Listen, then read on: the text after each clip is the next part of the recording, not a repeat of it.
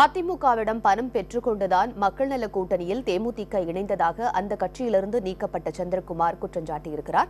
புதிய தலைமுறையின் அக்னி பரீட்சை நேர்காணலின் போது அவர் இந்த குற்றச்சாட்டை முன்வைத்திருக்கிறார். 1500 கோடி ரூபாய் அதிமுகவிலிருந்து வைகோவுக்கு கைமாறியதாக ஒரு குற்றச்சாட்டை முன்வைக்கிறீங்க. அதன் பிறகு வைகோ பிரேமலதாவோடு பேசி இப்படியான ஒரு கூட்டணி முடிவாச்சு, தொகுதி உடன்பாடு முடிவாச்சுன்னு சொல்றதன் மூலமாக பண பரிவர்த்தனை நடந்ததுன்னு சொல்றீங்களா? நேரடியா வாய்ப்பு இருக்கு. வாய்ப்பு இல்லைன்னா எதுக்கு சார் இந்த முடிவு எடுக்கிறாங்க? அதுக்கு வாய்ப்பு இல்லைன்னு சொன்னா கிட்டத்தட்ட 1/3 பங்கு தொகுதிகளும் 1/3 பங்கு உள்ளாட்சி பிரதிநிதிகளும் தர்றேன்னு சொன்னதற்கு பிறகும் எதற்காக இந்த முடிவு எடுக்கிறாங்க?